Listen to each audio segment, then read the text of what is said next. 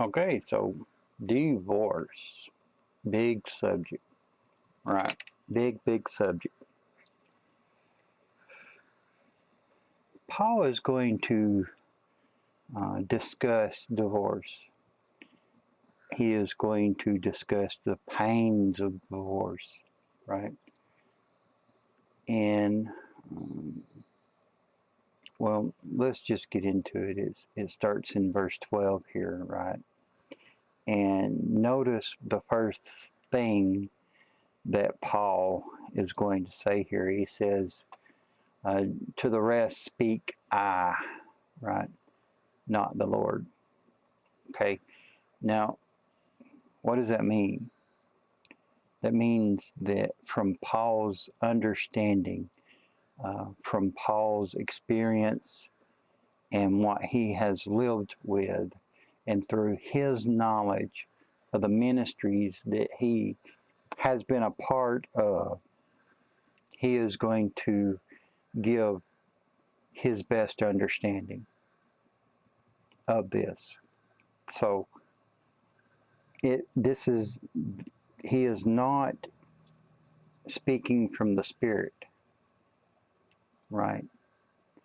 But he is speaking from his very educated knowledge. And he was put over the church. So it's a good thing to pay attention to. And I do agree with him on this topic. I think he hit it on the spot, right? So in verse 12, if a boy has a wife and she don't believe, right? Now, this is married to an unbeliever, right? But let's describe the believer, right? He is dedicated, fully dedicated to loving others as Christ has loved him. And he is married to a wife that has no understanding of that. But she loves her husband, and she's very dedicated to her husband, and she wants to endure with her husband, right?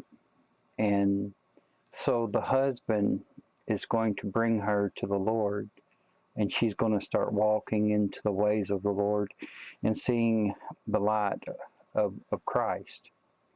And she's going to eventually get into salvation, right? In 14, the unbelieving husband is sanctified by the wife, right? Or the wife is sanctified by the husband.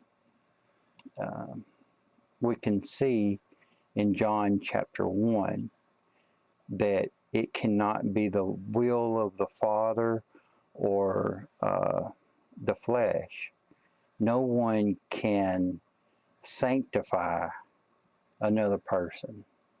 You can only shine your light, and they follow you and receive you. And when they do that, they receive Christ. You see that in John chapter 13 at the foot washings. So what happens if we have a harlot? See this in chapter 6, 1 Corinthians chapter 6, the very first things that Paul has gotten into is these Christians that are married to harlots, and they're defiling their bodies and being one, that being in a committed relationship with harlots, right? Taking on wives. So what happens if you have a partner that is wild and willy, right? And Paul is going to put it bluntly here, right? If the wife or the husband that is unbelieving is not willing to follow the light of Christ and the way of Christianity, right? They're okay to leave. They're free. They're not under that bondage of marriage that he has described above.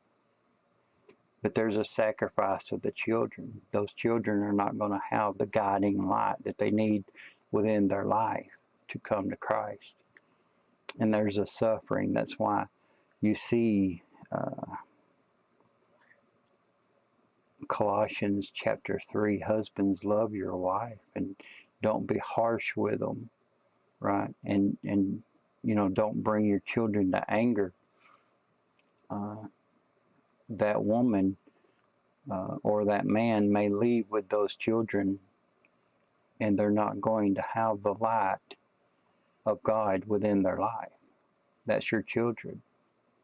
And he's saying, consider that. Christ also, and God also did this with the first bride.